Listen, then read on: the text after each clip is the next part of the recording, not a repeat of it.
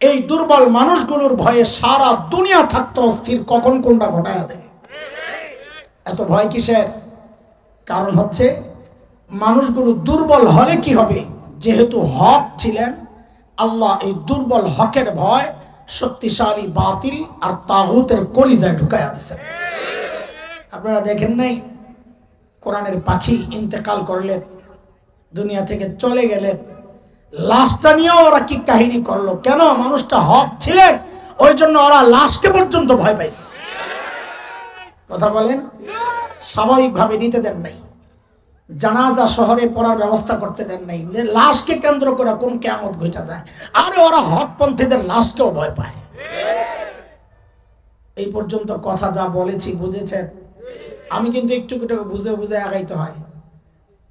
মাদ্রাসায় পড়াই ভাই, মোল্লা মানুষ, এই বয়ান করা আমাদের মূল কাজ না, পড়ানোই মূল কাজ। ছাত্রদেরকে যেভাবে পড়াই বয়ানও আমি ওইভাবেই করি, একটু একটু করে দাড়ি কমা সহ বুঝাইয়া বুঝাইয়া আমাকে আগাইতে হয়। আপনারা আমার সাথে থাকবেন ইনশাআল্লাহ। আমাকে দুইটা প্রশ্নের জবাব দেন। বলেন, সর্বশ্রেষ্ঠ রসুলকে? সাল্লাল্লাহু। খুশি না মনে হয়?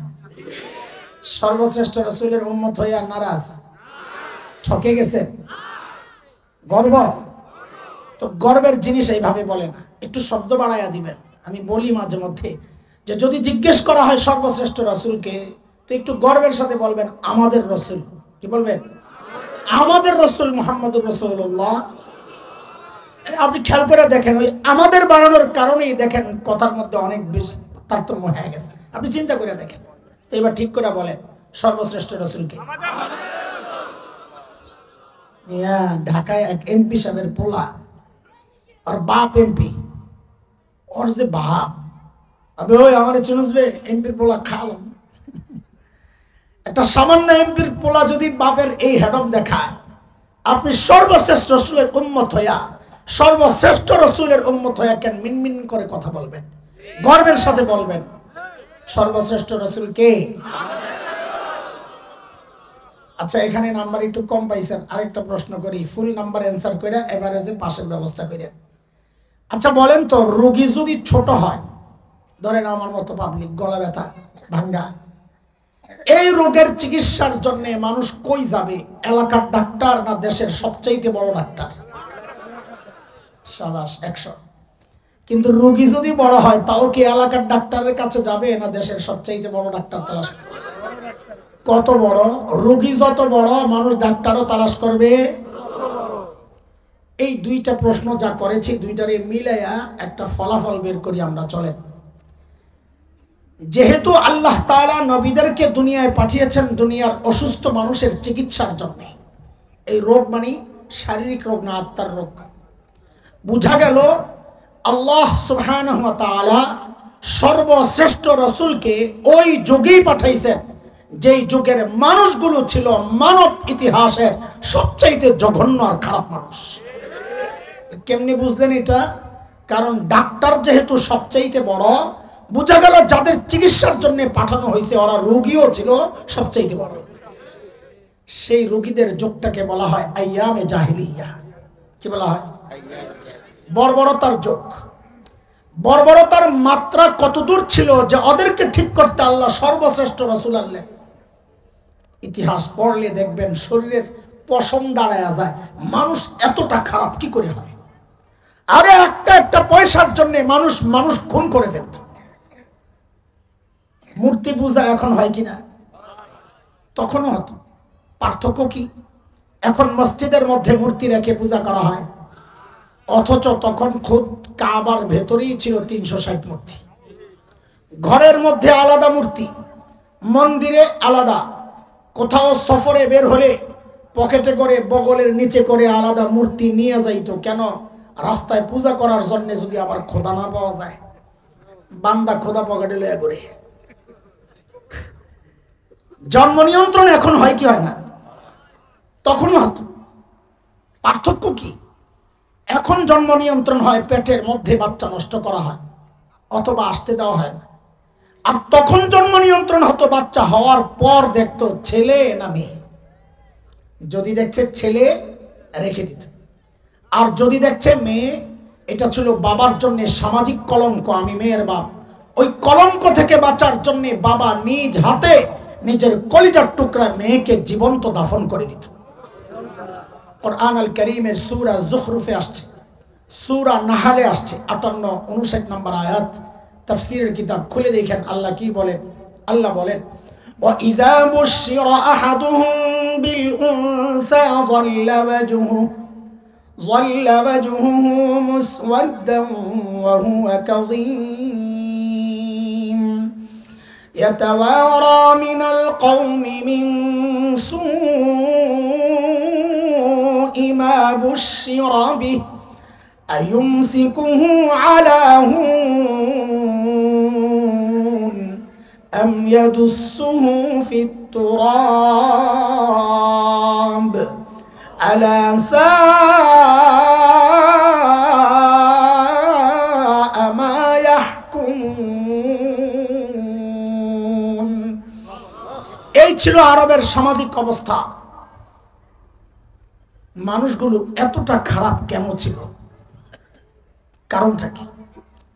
আমাদের দারুল উলুম দেওবন্দের প্রায় 55 বছরের প্রিন্সিপাল মুহতামিম হাকিমুল ইসলাম কারি তৈয়ব রহমতুল্লাহ আলাইহি বলেছেন, মানুষগুলো এতটা খারাপ হওয়ার পেছনের মৌলিক কারণ ছিল দুইটা। বলেন, মুখস্থ করা লাগবে এগুলা, তাহলে পরের কথাগুলা বুঝে আসবে। আমরা ভূমিকা সাজাইতেছি যেন কথা সহজ হয় আপনাদের জন্য। মৌলিক সমস্যা, সমস্ত সমস্যার মৌলিক কারণ কয়টা? 1 নম্বর জাহালত, মূর্খতা, লেখাপড়া ছিল না। 2 চারিত্রিক অধঃপতন, চরিত্র খারাপ। দেখেন এই দুইটা সমস্যা এতটা মারাত্মক সমস্যা, এর একটাও যদি কারোর মধ্যে থাকে সেও অপরাধ করে। যেমন একজন ইঞ্জিনিয়ার, সে শিক্ষিত না মূর্খ? বলেন, শিক্ষিত, লেখাপড়া করছে, অথচ আমরা কি দেখলাম গত টার্মে? সরকারের কাজের টেন্ডার পায়া ইঞ্জিনিয়ার সাহেব ব্রিজ বানাইতে যায়া রডের বদলে বাঁশ ঢুকাইয়া দিস না, শুনেন নাই? ও জানতো না এখানে রড ঢুকাইতে হবে। কথা বলেন, জানতো না? জানতো না।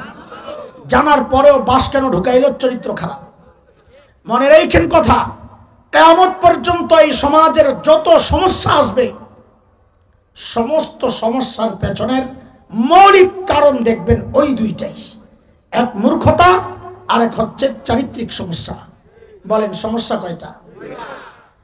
এই মৌলিক 2 সমস্যা ঠিক করার জন্য, মোকাবেলার জন্য, সমাধানের জন্য, সংশোধনের জন্য আল্লাহ সুবহানাহু ওয়া তাআলা সর্বশ্রেষ্ঠ রাসূলকে মৌলিক 2টা সমাধান দিয়া দুনিয়ায় পাঠাইছেন। বলেন তো সমস্যা কয়টা? সমাধান 2টাই। বলেন, আমার সাথে বলেন, এই কথাটাই আমাদের মূল পয়েন্ট। সমস্যা কয়টা? সমাধান।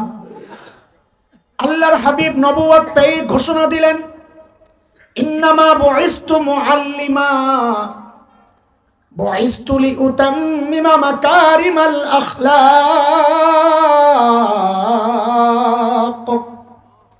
নবী ঘোষণা দিলেন, আল্লাহ আমাকে শিক্ষক বানায়া দুনিয়ায় পাঠাইছেন। কি বানায়া? আমাদের নবী কি ছিলেন? এটা সবাই বলেন, আমাদের নবী কি ছিলেন? আরো জোরে মনে রেখেন, আমি আবার আসবো তো আবার জিজ্ঞেস করবো ইনশাআল্লাহ।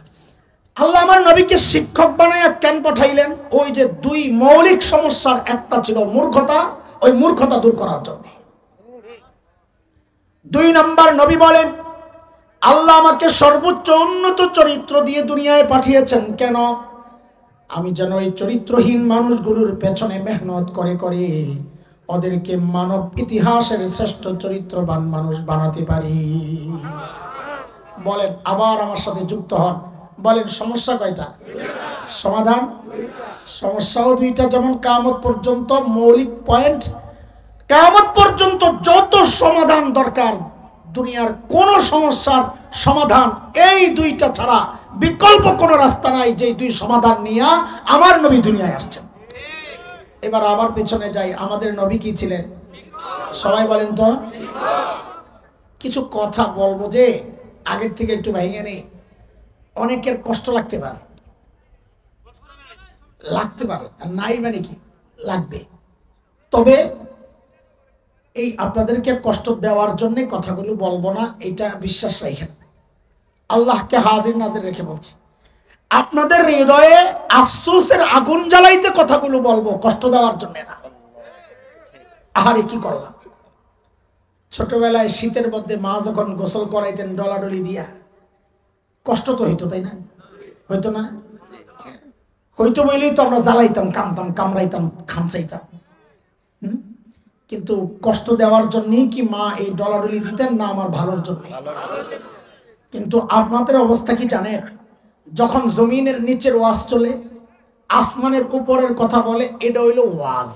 এটা হইল যেই মাঝখানে আমরা আসি তখন আর ওয়াজ থাকে না, এটা বলে রাজনীতির আলাপ।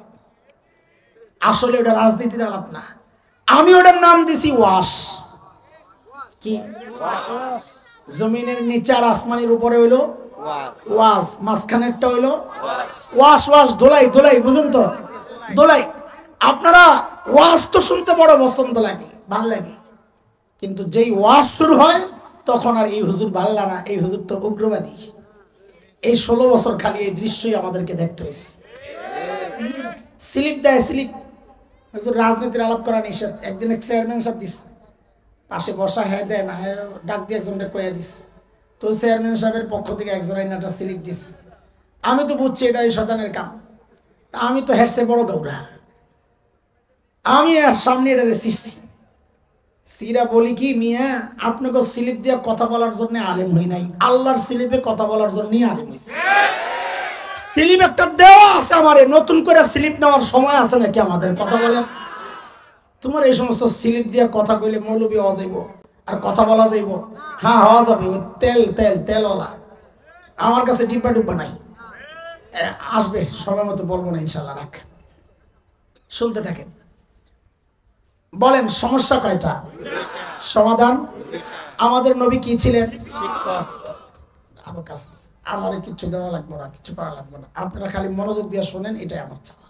আমার নিয়ে টেনশন করলে বিপদ আছে। দেখেন, আপনারা যারা মাদ্রাসা ওয়ালা না, এই মাহফিল কাদের মাদ্রাসা, আপনারা যারা মাদ্রাসা ওয়ালা না, আপনাদের গর্বের অনেক উপলক্ষ আছে।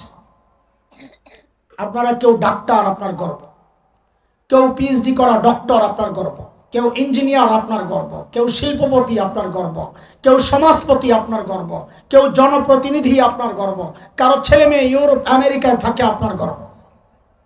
আমাদের মৌলবীদের গর্বের এত উপলক্ষ নাই, তবে একটা উপলক্ষ আছে আমাদের। সেটা কি জানেন? আমরা যে লেখাপড়া করি, কওমি মাদ্রাসা হোক আর আলিয়া মাদ্রাসা হোক, এখানে আমি ভাগ করতে চাই না, দ্বীনি শিক্ষার সাথে যারা যুক্ত আছে, আমাদের একটা গর্বের জায়গা হচ্ছে আমরা যে লেখাপড়া করি, এই লেখাপড়ার গোড়ায় শিক্ষক হচ্ছেন মুহাম্মদুর রাসূলুল্লাহ সাল্লাল্লাহু আলাইহি ওয়াসাল্লাম। এটা আমাদের গর্ব। আমি একটা উদাহরণ দিলে আপনারা বুঝবেন, এখনো পরিষ্কার না বিষয়টা। আমরা কোরআন পড়ি আর হাদিস পড়ি, যাই পড়ি ওস্তাদের কাছে। আমার ওস্তাদ পড়েন তার ওস্তাদের কাছে, তিনি তার ওস্তাদ, শেষ যায় পাওয়া যায় মুহাম্মদুর রাসূলুল্লাহ। যেমন আমি বুখারী শরীফ পড়েছি, এখানে বুখারী পড়নেওয়ালা অনেক আছে, ওস্তাদও থাকতে পারেন, হযরত আছেন বড় আলেম, আরো অনেক আছে, আমিও পড়েছি আলহামদুলিল্লাহ। প্রথম হাদিস ইন্নামাল আমালু বিন্নিয়াত আল হাদিস, এই হাদিসটা আমি ঢাকার ফরিদাবাদ মাদ্রাসায় পড়েছি। আমার উস্তাদ মুহতারাম শেখুল হাদিস আল্লামা আব্দুল হাফিজ রহমতুল্লাহ আলাইহি ভারতের দেওবন্দ মাদ্রাসায় পড়েছে এই হাদিস। আমার উস্তাদ মুহতারাম শেখুল হাদিস আল্লামা নাসির খান রহমতুল্লাহ আলাইহি, আমার ওই দুই উস্তাদের উস্তাদ শেখুল আরব ওয়াল আজব হযরত হুসাইন আহমদ মাদানী নওয়ারাল্লাহু মারকাদাহ, তার উস্তাদ ছিলেন শেখুল হিন্দ মাহমুদ হাসান দেওবন্দি রহমতুল্লাহ আলাইহি, তার উস্তাদ ছিলেন ব্রিটিশ বিরোধী আন্দোলনের অন্যতম সিপাহ সালার মুজাহিদ মিল্লাত দারুল দেওবন্দের অন্যতম প্রতিষ্ঠাতা কাসিমুল উলুম আল খায়রাত ইমাম কাসিম নানুতুবি রহমতুল্লাহ আলাইহি, তার উস্তাদ ছিলেন শাহ আব্দুল গনি মুজাদ্দিদ দেহলভী রহমতুল্লাহ আলাইহি, তার উস্তাদ ছিলেন শাহ মুহাম্মদ ইসহাক আদ-দেহলভী রহমতুল্লাহ আলাইহি, তার উস্তাদ ছিলেন শাহ আব্দুল আজিজ মুহাদ্দিস দেহলভী রহমতুল্লাহ আলাইহি, তার উস্তাদ ছিলেন শাহ ওয়ালিউল্লাহ মুহাদ্দিস দেহলভী রহমতুল্লাহ আলাইহি, তার উস্তাদ ছিলেন আবু তাহের আল মাদানী রহমতুল্লাহ আলাইহি, তার উস্তাদ ছিলেন ইব্রাহিম কুর্দি রহমতুল্লাহ আলাইহি,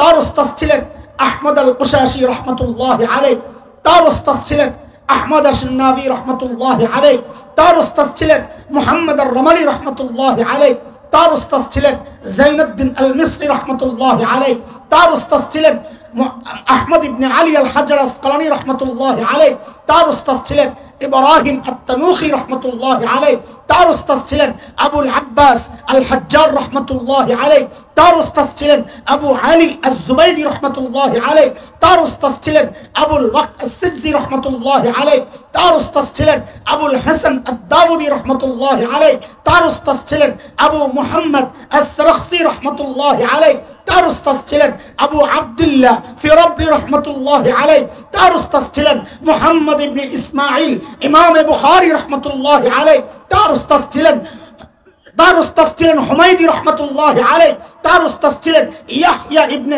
সুফিয়ান ইবনে ওয়াইনা রহমতুল্লাহ আলাইহি, তার উস্তাদ ছিলেন ইয়াহইয়া ইবনে সাঈদ আল আনসারী রহমতুল্লাহ আলাইহি, তার উস্তাদ ছিলেন মুহাম্মদ ইবনে ইব্রাহিম আত-তাইমি রহমতুল্লাহ আলাইহি, তার উস্তাদ ছিলেন আলকামা ইবনে ওয়াক্কাস আল-লাইসি রহমতুল্লাহ আলাইহি, তার উস্তাদ ছিলেন উমর ইবনুল খাত্তাব রাদিয়াল্লাহু আনহু, তার উস্তাদ ছিলেন মুহাম্মদুর রাসূলুল্লাহ সাল্লাল্লাহু আলাইহি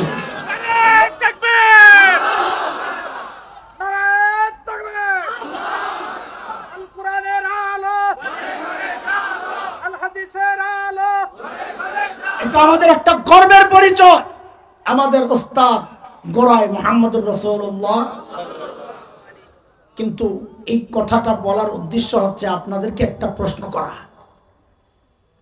এই গর্বের পরিচয় দেওয়ার ঠিকাদারি মৌলবীরা আল্লাহর কাছ থেকে নিয়ে নেয় নাই যে আপনারা দিতে পারবেন না। এই গর্বের পরিচয় দেওয়ার সুযোগ আপনাদেরও ছিল, কিন্তু পারছেন না। কেন পারছেন না? কারণ কুচক্রীরা যুগ যুগ ধরে আপনার আর আমার সন্তানের সামনে এমন এক সিলেবাস রেখেছে, এই সিলেবাসে লেখাপড়া করে গর্বের পরিচয় দেওয়া যায় না। গত বছর আরেকটা গর্বের পরিচয় থেকে আমার সন্তানকে বঞ্চিত করার চেষ্টা হয়েছিল। সেটা কি? আমরা কাদের সন্তান? কার সন্তান বলেন? জোরে বলেন, কার সন্তান? আরো জোরে বলেন। সাবাস, এই যে ভাই কইছে কথা। আমরা গর্ব যেহেতু করব, তো গর্বের শব্দগুলো লাগাই নিব। আগে একটা শিখাইছি, এখানেও বলবো। যদি জিজ্ঞেস করা হয় আমরা কার সন্তান, গর্বের সাথে বলবেন আমরা নবী আদমের সন্তান।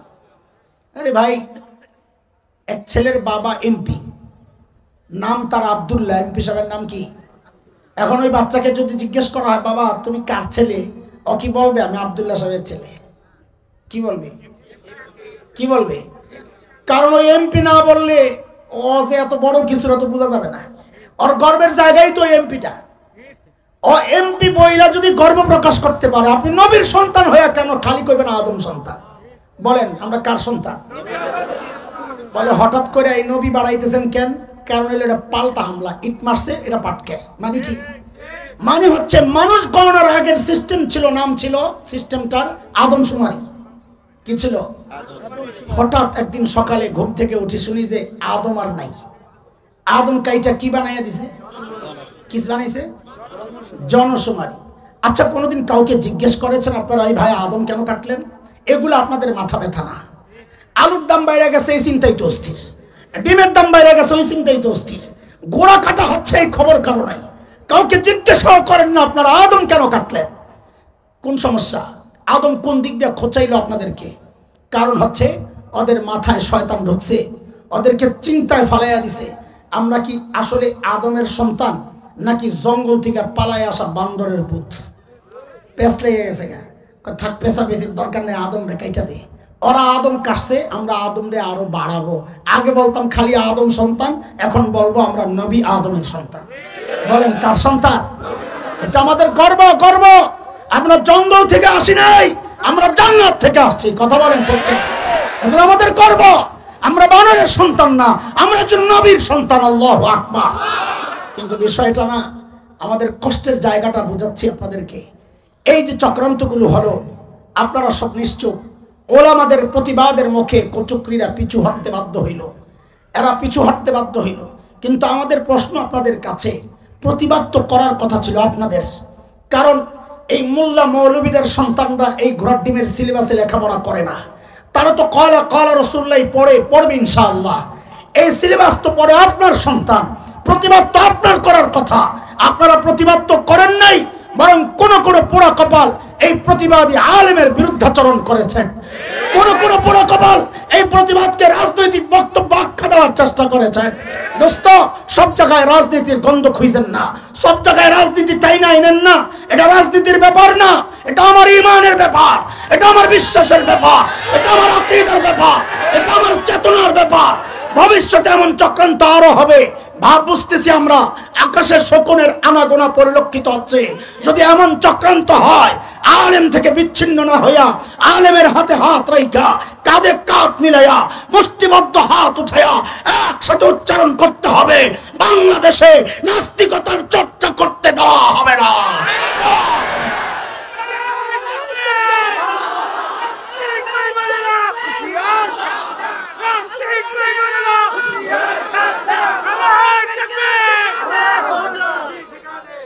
আলেমরা যেখানে, আলেমরা নাই যেখানে, আলেমদের রাস্তা আমাদের রাস্তা। বলেন, আলেমদের রাস্তা,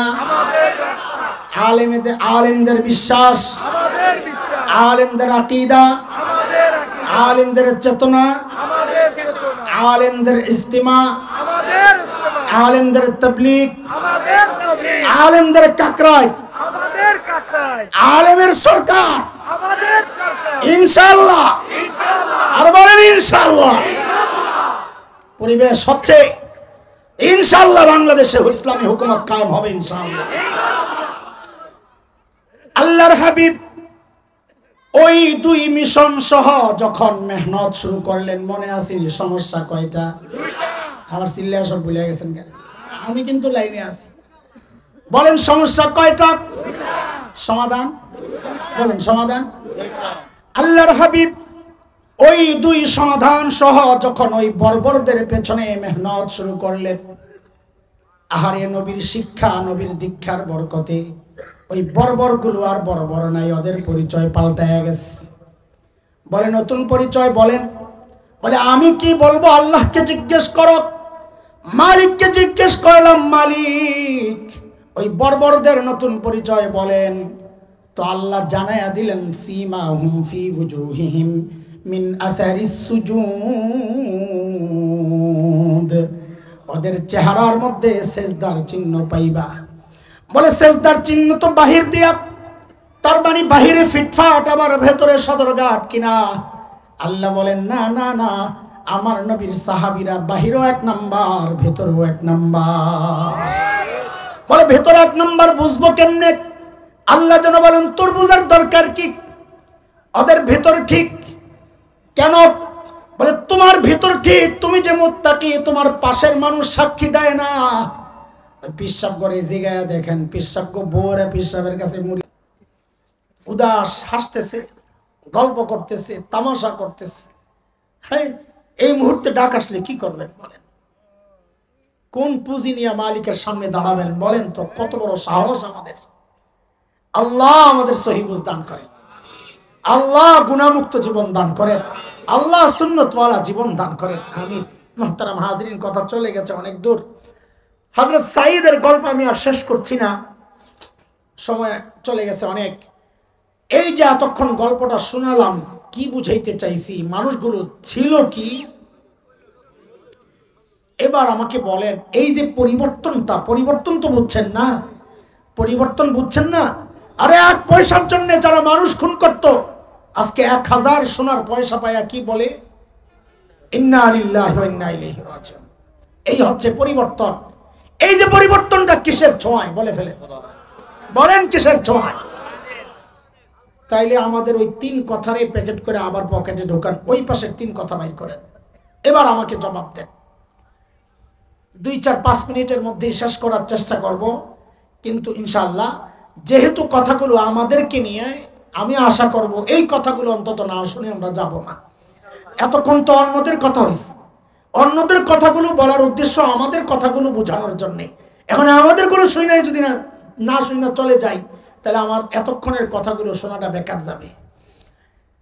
আমাকে এবার জবাব দেন, যেই কোরআন ধরে সাহাবায়ে কেরাম সর্বশ্রেষ্ঠ মানুষ হইলেন, ওই কোরআন কি আল্লাহ আসমানে উঠায় নিয়ে গেছেন? আছে আগেরটাই? ও, একটু পাওয়ার কমে গেছে কোরআনের। হ্যাঁ, আবেদন কমে গেছে, আগের মতোই আছে। জোরে বলেন, আগের মতোই? তাইলে আমাকে দুইটা জবাব দিবেন, বুঝে শুনে, হুজুগে আবেগে না। আমি এতক্ষণ যা বোঝানোর চেষ্টা করেছি, এতটুকু কি বুঝাইতে পারছি? যদি বুঝে থাকেন আর যদি আপনি মনে করে থাকেন, তাইলে আমাকে হাত উঠাইয়া জানান দিবেন।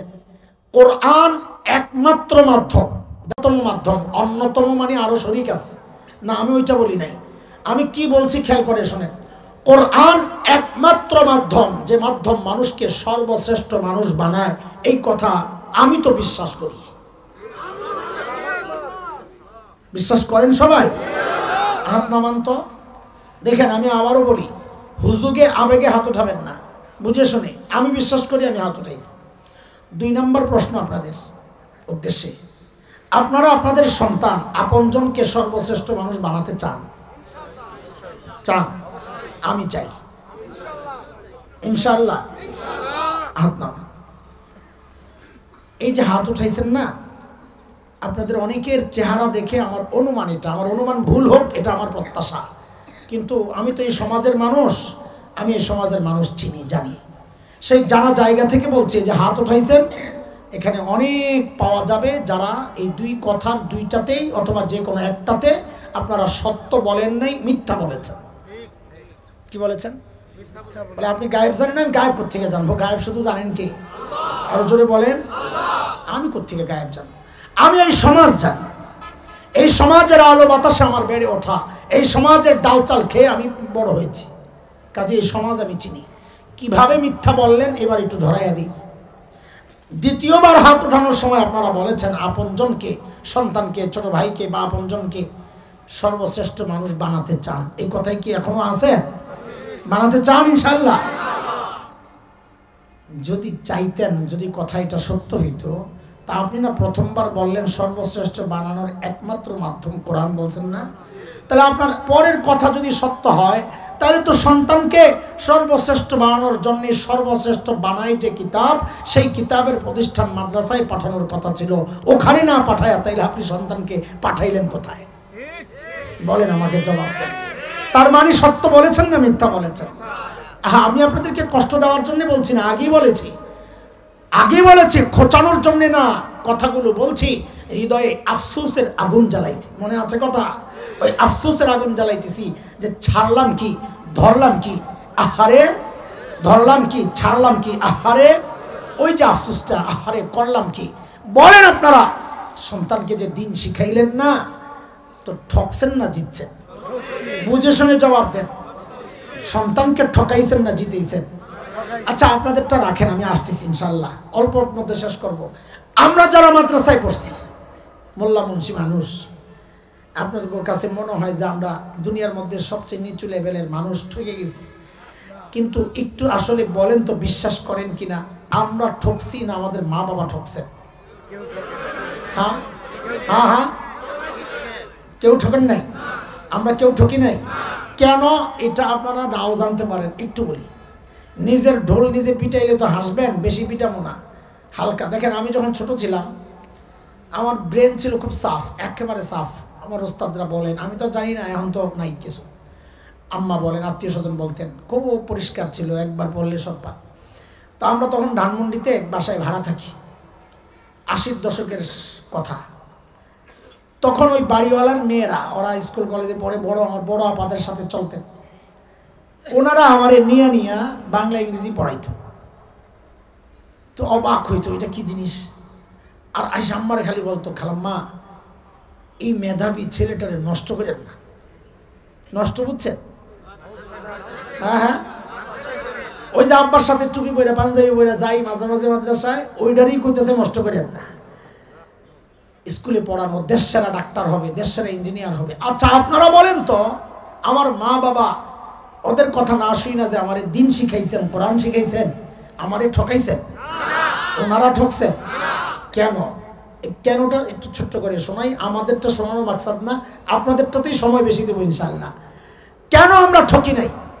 দেখেন, দুনিয়ার রাজা বাদশাদের চেয়ারে হয়তো আমরা বসি নাই, বসতে চাইও না, কিন্তু এটা এক চরম বাস্তব কথা। আল্লাহ তাআলা কোরআনের বরকতে, এটা আমাদের ব্যক্তিগত কোনো বিষয় না, কোরআনের বরকতে মানুষের হৃদয়ে আমাদের জন্য যে ভালোবাসা এবং শ্রদ্ধা আল্লাহ রেখেছে, দুনিয়ার রাজা বাদশারা এর ধারে কাছেও নাই। ঠকছি না জিতছি? আলহামদুলিল্লাহ, আলহামদুলিল্লাহ। আমার মা বাবা ঠকছেন না, জিতছেন। কেন? দেখেন, আমাদের তো সারা বছরই প্রোগ্রাম থাকে, প্রতিদিনই। আমার এমন কোনো দিন যায় বলে আমার মনে পড়ে না যেদিন আমি বলি না রব্বির হামহুমা কামা রব্বায়ানি সগীরা।